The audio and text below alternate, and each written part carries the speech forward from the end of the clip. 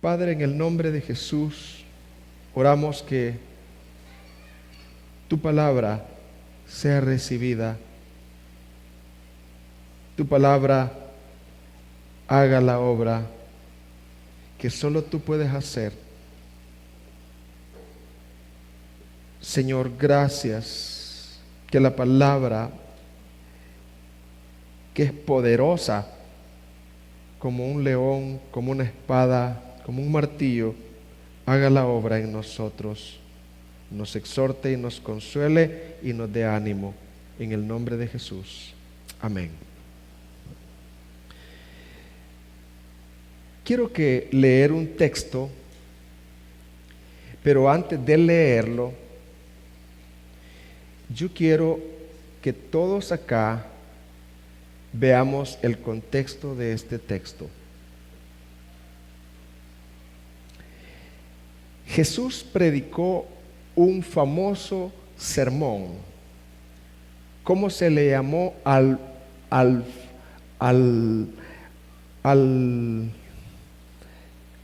sermón más famoso que Jesús predicó? ¿Quién se acuerda, hermanos? El Sermón del Monte. El Sermón del Monte es uno de los sermones más largos de Jesús, y donde Él disertó sobre distintos temas. Por ejemplo, en el Sermón del Monte, Él disertó sobre las bienaventuranzas, la sal de la tierra, la luz del mundo, la ley, la ira, el adulterio, el divorcio, los juramentos, el amor hacia los enemigos, la limosna, la oración, el ayuno, tesoros en el cielo, las riquezas, el afán y la ansiedad, y el juzgar a los demás. Jesús predicó ese sermón extraordinario, pero Él dio una conclusión. Y la conclusión de este sermón es lo que hoy vamos a leer. ¿Qué vamos a compartir hoy, hermano? ¿Todo el sermón o la conclusión? La conclusión del sermón. Y eso es lo que hoy vamos a leer en el texto. Por eso he hablado de el contexto.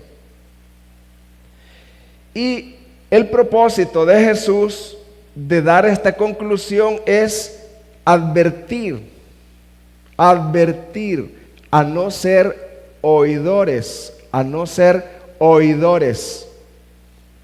de todo el sermón, sino a ser hacedores. Así que vamos a leer la conclusión de ese sermón. Mateo 7:24. Cualquiera pues que me oye estas palabras y las hace, o sea, las pone en práctica, le compararé a un hombre prudente que edificó su casa sobre la roca. Descendió lluvia, vinieron ríos y soplaron vientos y golpearon contra aquella casa, y no cayó, porque estaba fundada sobre la roca. Pero cualquiera que me oye estas palabras y no las hace, o sea, no las pone en práctica, le compararé a un hombre insensato que edificó su casa sobre la arena. Y descendió lluvia, y vinieron ríos, y soplaron vientos, y dieron con ímpetu contra aquella casa, y cayó, y fue grande su ruina. Y cuando terminó Jesús estas palabras, la gente se admiraba de su doctrina, porque les enseñaba como quien tiene autoridad y no como los escribas. Quiero hacer preguntas para ver si me estoy dando a entender. Este texto que hemos leído ¿Es la introducción del famoso sermón del monte o la conclusión? La conclusión.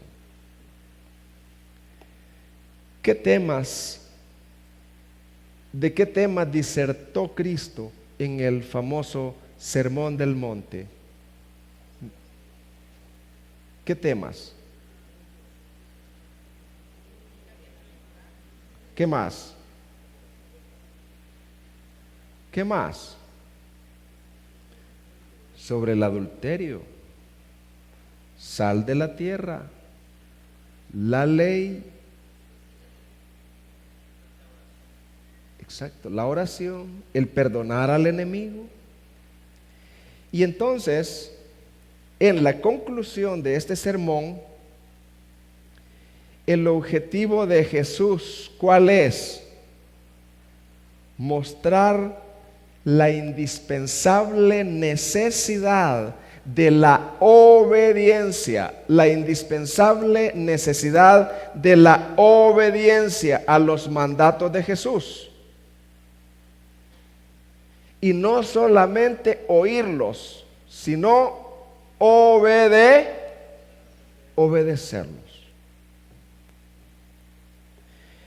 Hermanos, ¿cuál es la moda hoy en día? Aún en la iglesia cristiana, no digamos en la iglesia católica, en la iglesia cristiana evangélica. ¿Cuál es la moda? Que usted se prepara el día domingo o el día martes para el estudio, para ir a aprender, para ir a estudiar la palabra, para conocer más. Pero muchas veces se pasa por alto el estudiar para aplicar a mi vida, para ordenar mi vida, para arrepentirme yo en alguna área que esté fuera de la palabra. Raras veces uno lleva esa intención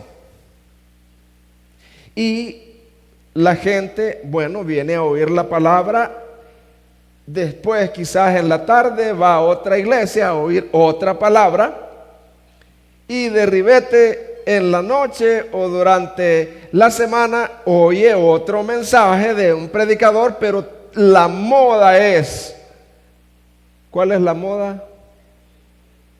Ir a oír. Y eso es peligroso. Eso es bien peligroso.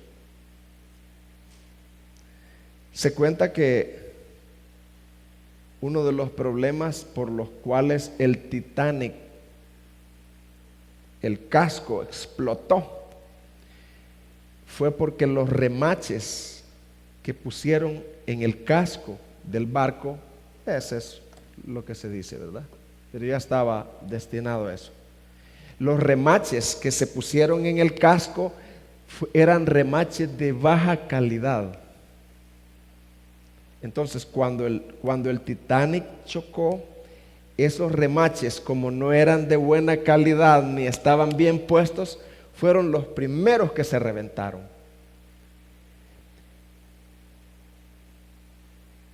Así sucede muchas veces en las vidas cristianas nuestras. No hay una calidad de edificar, no hay una calidad de oír la palabra, no hay una calidad de leer la palabra. No es un propósito como Jesús dijo, no solamente sean oidores, sino hacedores. Reunirse no para escuchar otro mensaje, para hablar del mensaje, sino para cómo ese mensaje me va a ordenar mi vida, cómo ese mensaje me va a santificar, cómo ese mensaje me va a hacer amar a mi enemigo, cómo ese mensaje me va a transformar. Y el primer punto que yo quiero que tratemos es edificando sobre la roca, porque hay dos maneras de edificar, así se llama el mensaje, dos maneras de edificar. La primera manera es edificando sobre la roca. ¿Qué es edificar sobre la roca? ¿Qué es edificar sobre la roca? Es cuando tú reconoces de verdad que la palabra de Dios, tú reconoces de verdad a la palabra de Dios como la máxima autoridad para la fe y la conducta. Tú no puedes vivir una conducta, una fe, sino que tu fe debe de estar arraigada en lo que dice la Biblia. Y tu manera de vivir no debe de ser una manera de vivir conforme al mundo, sino que tu conducta debe de estar guiada por lo que dice la palabra de Dios. Entonces, edificar sobre la roca es reconocer la palabra de Dios como la máxima autoridad. ¿Para qué, hermanos? Para la fe y para la conducta. Eso es edificar sobre la roca. Es cuando tú dices, no, es que yo no es que voy a seguir a mis padres, o yo no es que yo no voy a seguir a la Santa Iglesia fulana de tal, no, yo voy a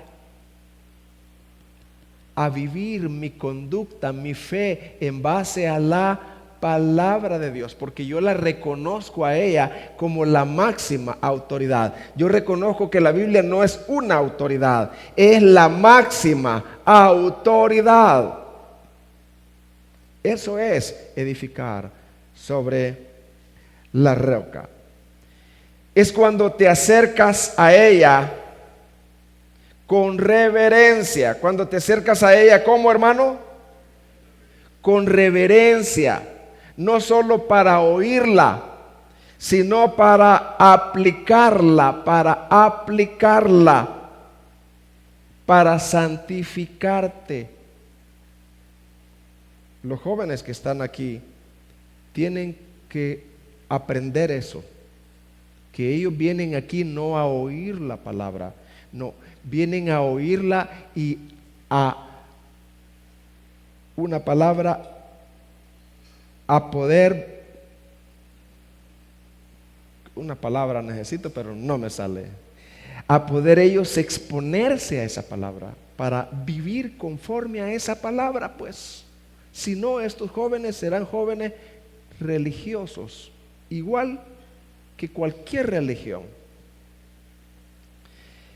Es cuando te acercas a ella con humildad, reconociendo que esta palabra no es de hombre, sino de la más alta majestad y autoridad. Mira, y Jesús pone un ejemplo de un hombre prudente, ¿Cuál era la gracia de este hombre prudente, hermanos? La gracia de este hombre prudente aparece en el versículo 24. Cualquiera pues que me oye estas palabras y las hace, le compararé a un hombre prudente que edificó su casa, ¿dónde dice? Sobre la roca. El prudente decía, yo voy a ir a la iglesia, pero no, yo no estoy satisfecho con ir a la iglesia. Yo quiero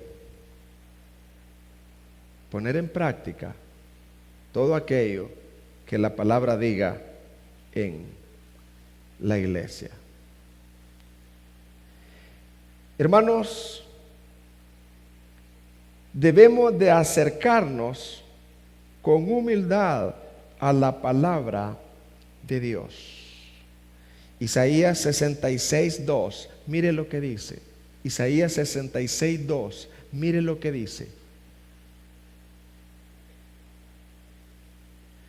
Está hablando de los cielos, el universo y todas las cosas que Dios hizo. Pero Dios dice algo. Todo esto lo hizo mi mano. Y así todas estas cosas llegaron a ser, declara el Señor. Pero a este miraré. ¿A quién mira el Señor, hermanos? Al que es humilde y contrito de espíritu, y que tiembla, y que ¿qué dice, hermano? Y que tiembla ante mi palabra, que le guarda un respeto, que le guarda una reverencia, que cree que aquella es la palabra de Dios. Hermanos, hay muchos creyentes que son falsos. Su jefe les dice: vas a hacer esto, esto, esto y esto. Lo hacen. Pero Jesús les dice: vas a hacer esto, esto, esto, esto, y no lo hacen. Y ellos naturalmente entienden que Jesús manda eso, pero no lo hacen. Porque ellos no son humildes, son altivos. Como dijo Jesús, el buey conoce a su dueño y el asno al pesebre de su señor, pero mi pueblo no entiende. Mi pueblo no me obedece, dice. Así hay mucho creyente en la iglesia, pero no es un creyente, es un falso. Porque el creyente verdadero, hermanos, aunque es imperfecto, pero es sincero. El creyente verdadero está luchando contra su lujuria, hermanos, y no la esconde delante de Dios. El creyente verdadero, hermano, no hace cosas solapadamente. Él, hermano, está a la luz de Dios. Él es un árbol macheteado, hermano, pero es un árbol que tiene un corazón nuevo. El marido que es creyente, hermano, él tiene batallas, hermano, tiene luchas, pero no le es infiel a la esposa. No digamos que no puede caer, pero él no es infiel a la esposa. Porque, hermano, él ya salió de ese mundo. Él está luchando contra todo eso, hermanos.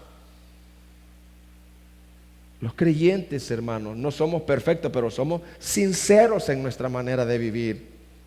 Y ese es el humilde al que Dios mira. Dice: pero miraré al que es humilde y tiembla ante mi palabra. Que hoy en este día todos podamos decir: quiero ser esa persona que no solo se congrega como oyente de la palabra, sino que es humilde para volverse y ponerla en práctica. Eso quiero ser yo. Estamos hablando de edificando sobre la roca. Esdras era un practicante. Esdras no era un oyente. Esdras 7:10. Miren lo que dice. Esdras 7:10.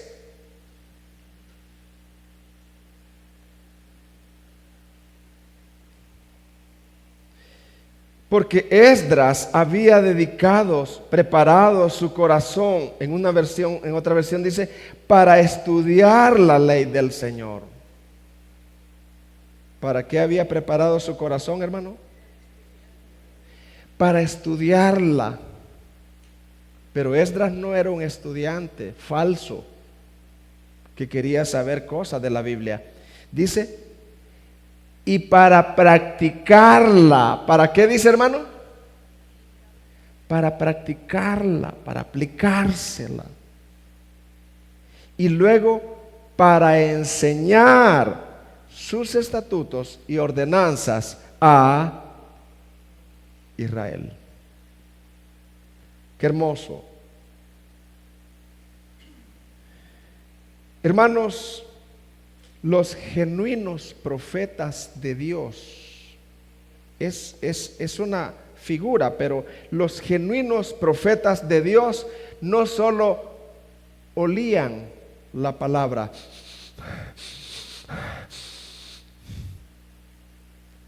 comían, comían la palabra de Dios, la masticaban, la aplicaban. Ezequiel 3:1.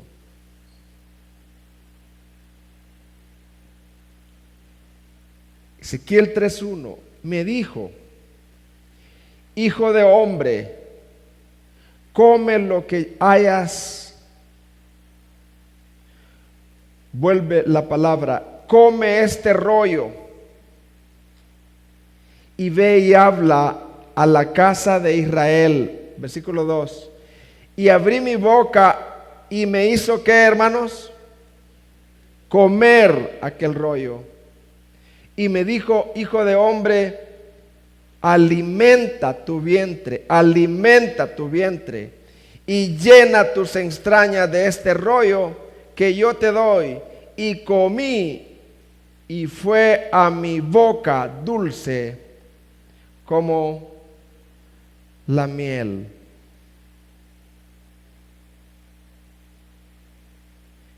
El falso profeta no come la palabra, no se alimenta de la palabra, no tiene ese apetito. La meditación llega a ser una delicia para el creyente genuino que edifica su casa sobre la roca. Salmo 1:2, mire lo que dice. Salmo 1:2, mire lo que dice: sino que en la ley de Jehová está, ¿qué dice? Su delicia.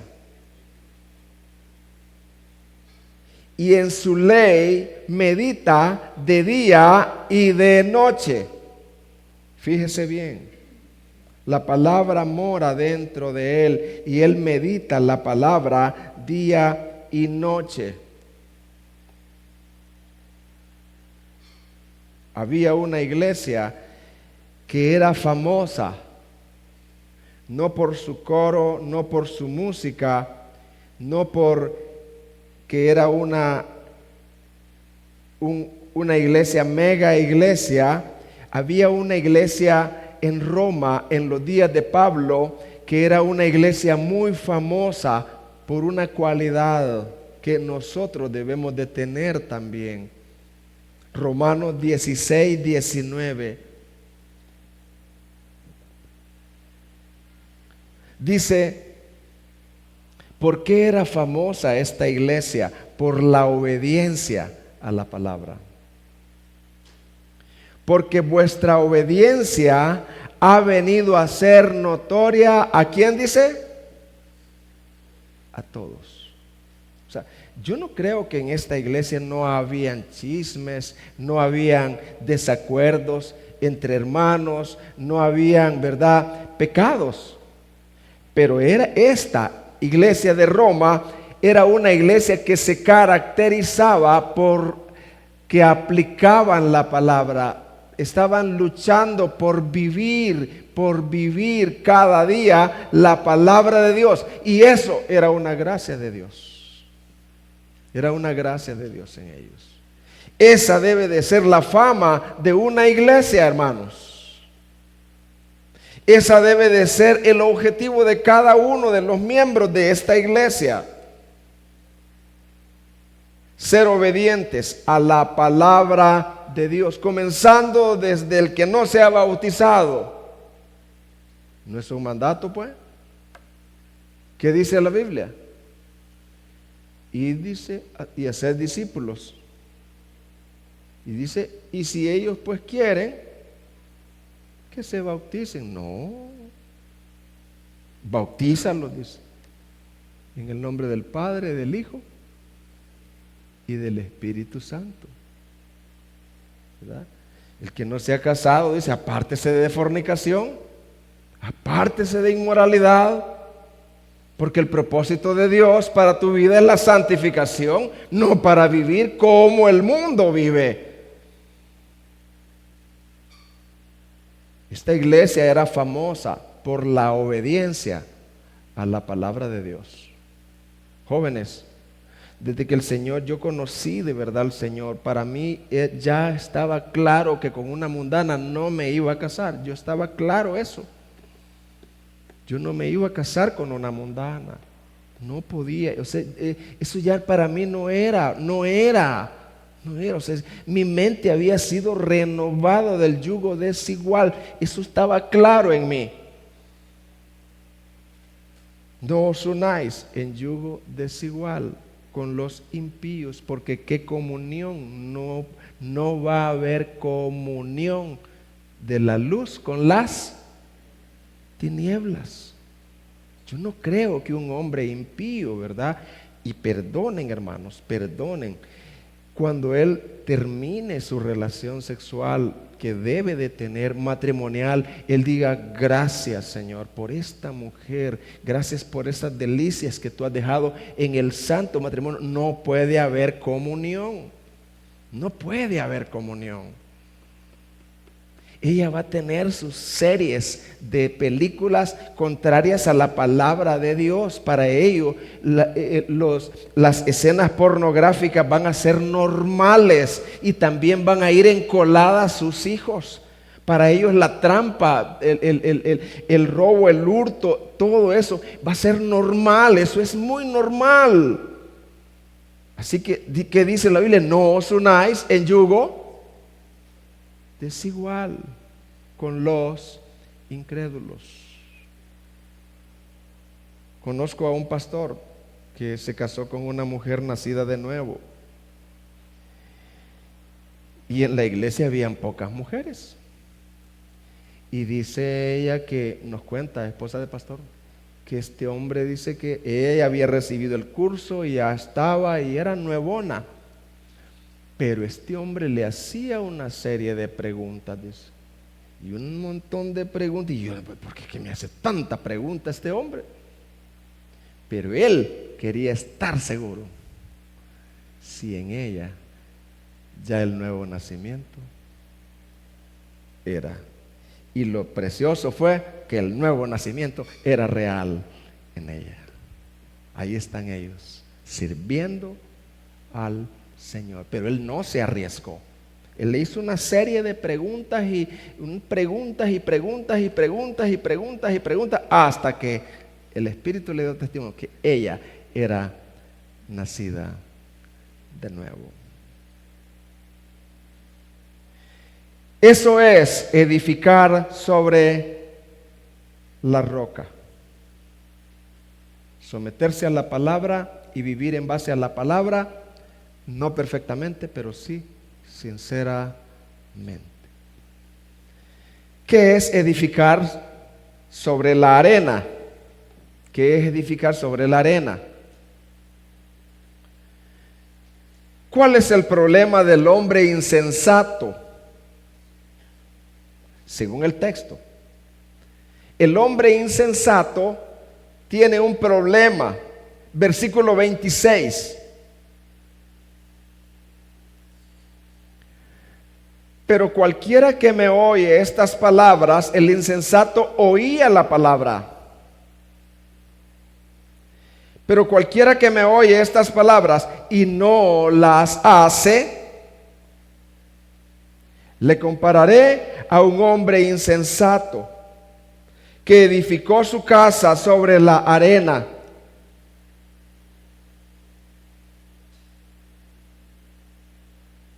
El insensato, Dios no le ha dado la gracia de amar la obediencia a la palabra. Dios le dio la gracia de solo oírla. Tú que solo has venido para oír la palabra hoy, yo sé que todos han venido para oírla. Pídele al Señor y pidámosle: Señor, dame la gracia de no solo oírla. Atrévete a orar y dile: yo no quiero solo oírla. Yo no quiero estar ahí solo de oyente. Yo quiero, Señor, ponerla en práctica.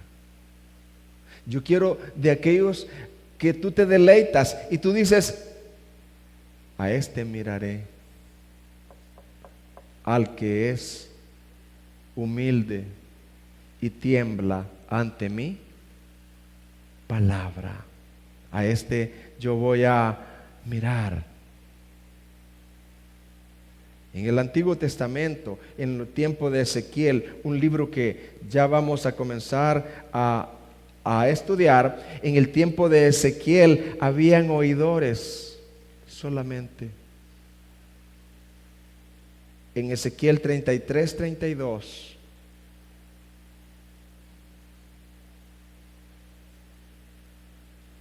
Ezequiel 33, 32.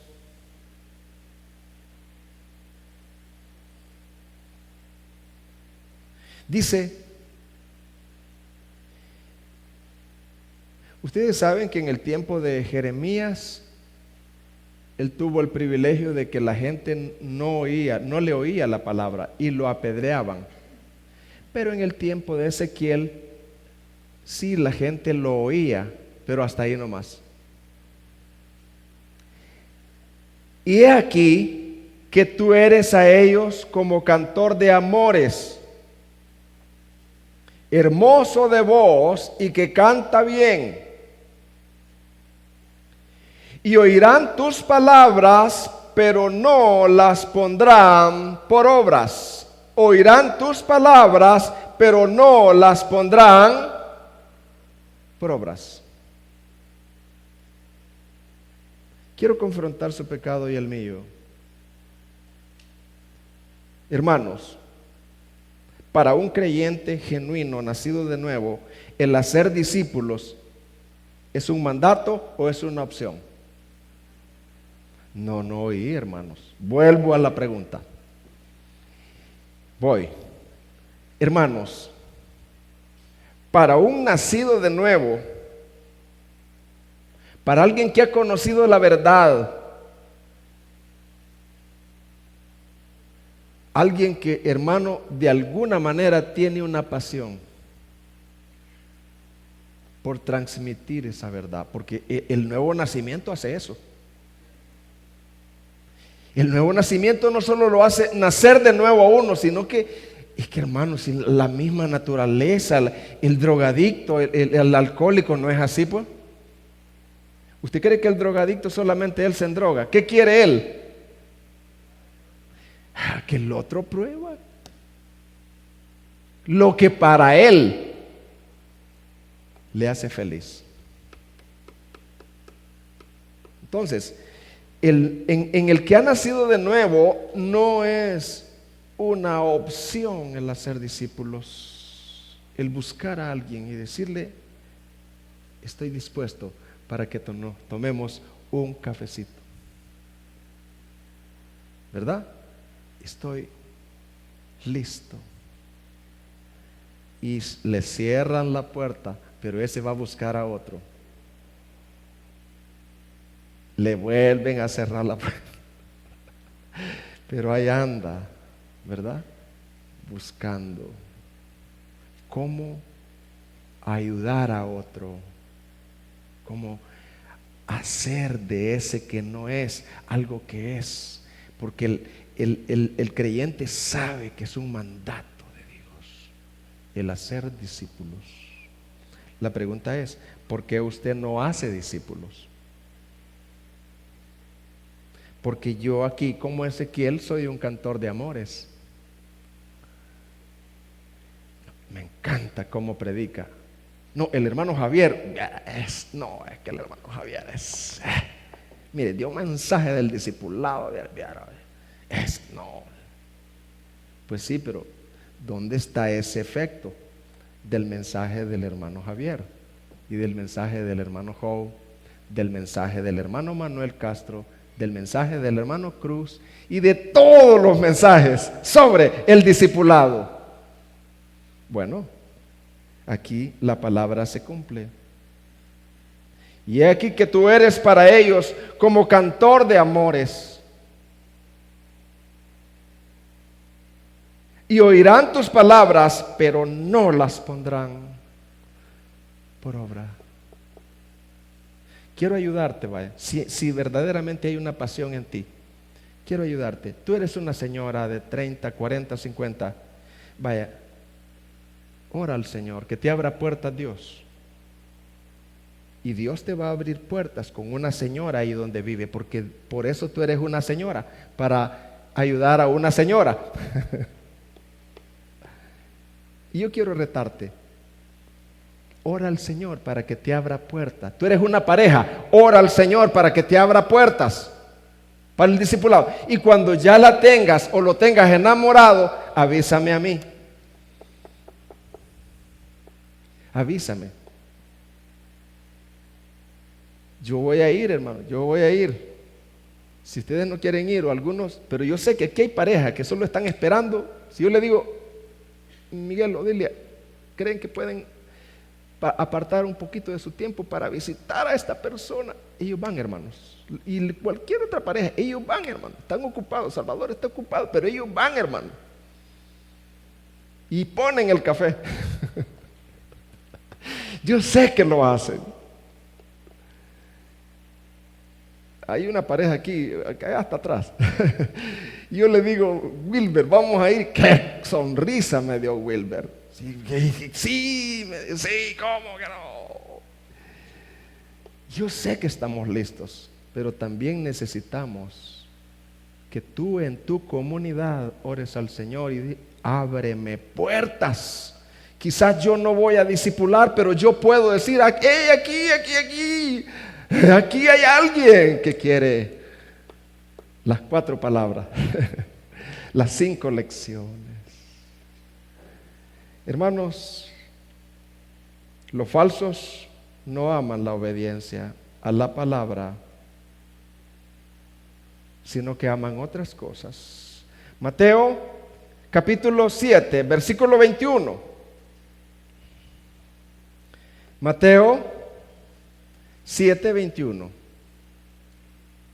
Dice, no todo el que me dice, Señor, Señor, entrará en el reino de los cielos, sino el que hace, ¿el que qué? El que hace la voluntad de mi Padre que está en los cielos. Es el que hace la voluntad, el que ama la voluntad de Dios. Muchos me dirán en aquel día, Señor, ¿no profetizamos en tu nombre y en tu nombre echamos fuera demonios y en tu nombre hicimos muchos milagros? Y entonces les declararé, nunca os conocí, apartados de mí, hacedores de maldad.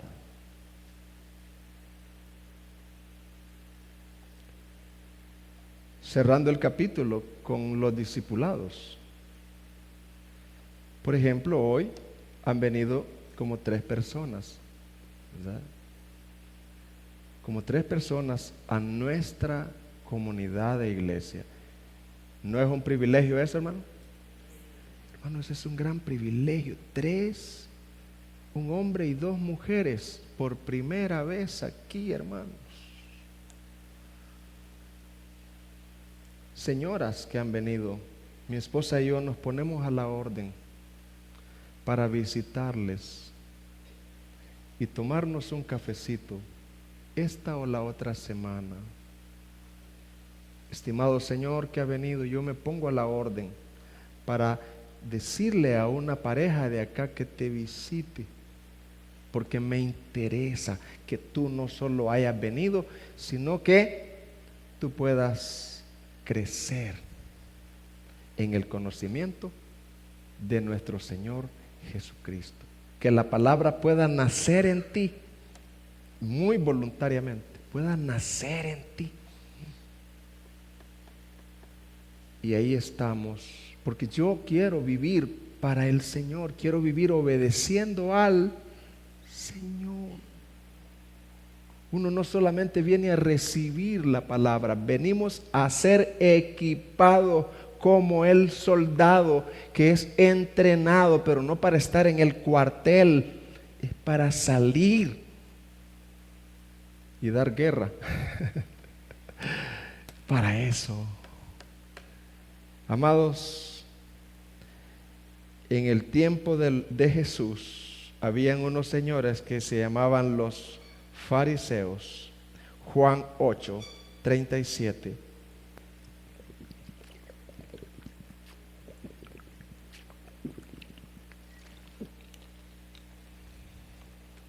Dice,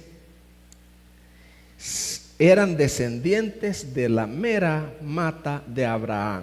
Y Jesús les dice, sí. Sé que soy descendiente de Abraham. Sin embargo, procuráis matarme, porque mi palabra no tiene cabida. Dice, mi palabra no tiene ¿qué? O sea, la palabra de Dios no era aceptada ni era practicada en ellos. No importa cuán buenos eran o hayan sido los ancestros, si dicha persona anda por el camino de la desobediencia. Hermanos, quiero concluir. ¿Cómo saber si alguien es oidor solamente y su fundamento está en la arena? ¿Y cómo saber si alguien es hacedor y su fundamento está en la roca? No se sabe. Como dice el dicho, cara vemos, pero corazones no. No se sabe. Ambas personas, ambas casas se ven iguales. El fundamento real está oculto y solo se demuestra en la tormenta, cuando venga la tormenta. Jóvenes, yo voy a saber si son nacidos ustedes de nuevo en el momento que ustedes tomen decisiones. Entonces se va a ver si ustedes son nacidos de nuevo. Por sus frutos los conoceréis. ¿Cuál es la advertencia de Jesús? Jesús advierte que ambos cimientos, arena y roca, serán golpeados en un tiempo u otro. Pero ahora, por las pruebas y al final, en el juicio final ante Dios. Saben que toda obra es probada. Si la obra de Dios se está llevando a cabo en un corazón, si hay un nuevo nacimiento, esa obra va a ser probada. Pero también va a ser probada en el juicio final. Y si es nacido de Dios, Dios va a decir, este joven en lo poco fue fiel, con todas las debilidades, pero este joven y esta joven son míos. Estos jóvenes y estas mujeres no fueron perfectos, pero fueron sinceros en su profesión de fe. Son míos, yo los conozco. No son hacedores de maldad, no que no hacían, no que no pecaban, pero no practicaban el pecado, que es cosa distinta. Jesús advierte que habrá un juicio final donde todos seremos golpeados, en el buen sentido, y ahí Dios determinará quién es de Él y quién no es de Él. Por eso Dios ha creado las iglesias, para que desde el púlpito se predique la palabra de Dios. Y no solamente se predique, sino que el pueblo entienda y sepa recibir la palabra como de Dios. No para oírla, sino para ponerla en práctica, porque las pruebas van a golpear y también el juicio final. Y debemos de estar preparados para que nuestro fundamento sea hallado fiel. ¿Cómo puedo yo lograr ser un hacedor de la palabra y no un oidor? Esa es la pregunta que yo hago ahorita. ¿Cómo puedo lograr yo ser un hacedor de la palabra y no un oidor? ¿Cómo puedo yo lograr que mi vida se caracterice por la obediencia a la palabra y no solamente a oírla? ¿Cómo puedo yo lograr eso? Es a través de un nuevo nacimiento dado por el Espíritu de Dios. ¿A través de qué, hermanos? Un nuevo nacimiento dado por el Espíritu de Dios. Un nuevo nacimiento que cambia nuestra naturaleza rebelde en una naturaleza de oveja. En una naturaleza de oveja. Juan 10:27 habla de ese milagro.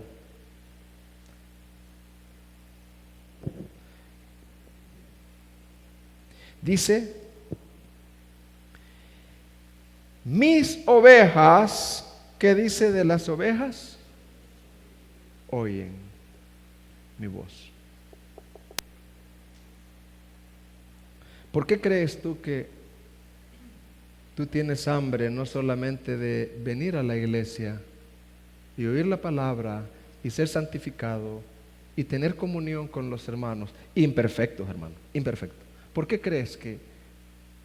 Porque el Señor hizo un cambio en ti. Se llama el nuevo nacimiento. Y entonces, con esa nueva naturaleza, la rebelión fue golpeada. Y dice: mis ovejas oyen mi voz y yo las conozco. Yo las conozco. Están en mi corazón, están en mi mente. Y dice: y no perecerán jamás. Fíjese, la seguridad de la salvación. No perecerán jamás. Ni nadie las arrebatará de mi mano. Puede venir la prueba, puede venir aún el juicio final y van a salir limpios. Mi Padre que me las dio es mayor que todos. Mi Padre me las dio, Él me las dio.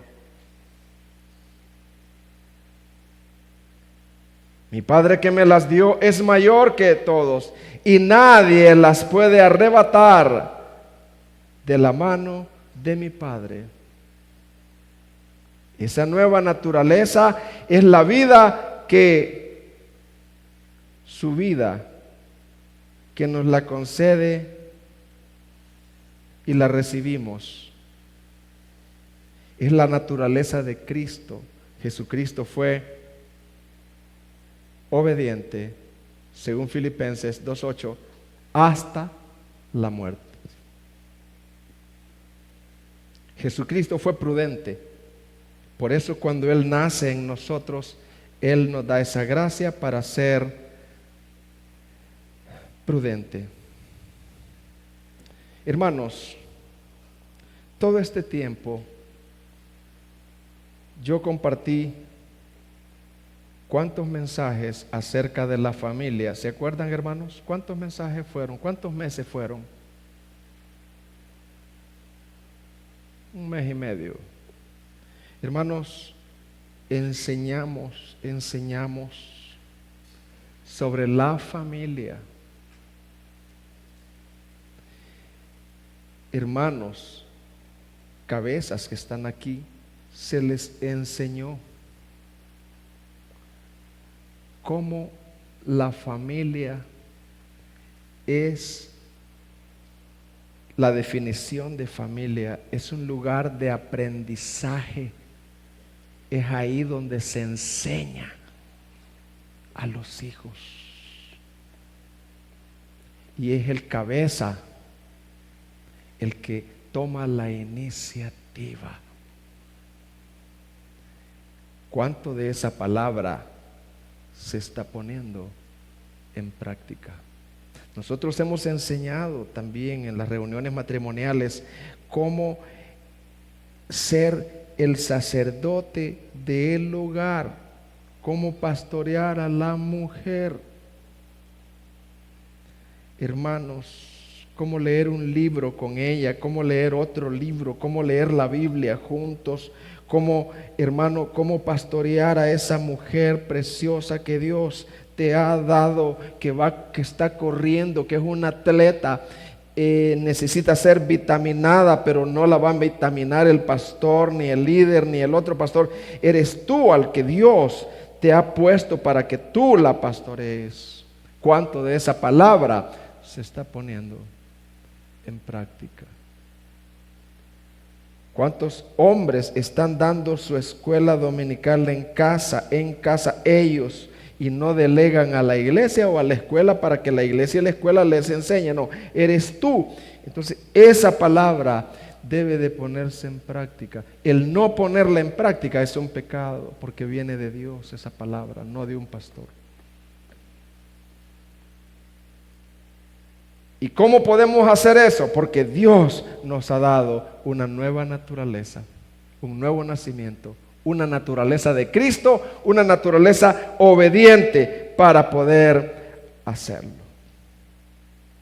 Jóvenes, ustedes se van a encontrar con luchas terribles, pero si ustedes, decisiones, pero si ustedes son nacidos de nuevo, ustedes oren al Señor y díganle: yo no puedo hacer esto, pero tú en mí, tú estás en mí, tú sí puedes hacerlo. Y en el nombre de Jesús yo tomo esta decisión. Y el Señor va a estar ahí para ayudarte, porque Él es la gracia del Señor que está ahí. Es la gracia del Señor. Oremos al Señor.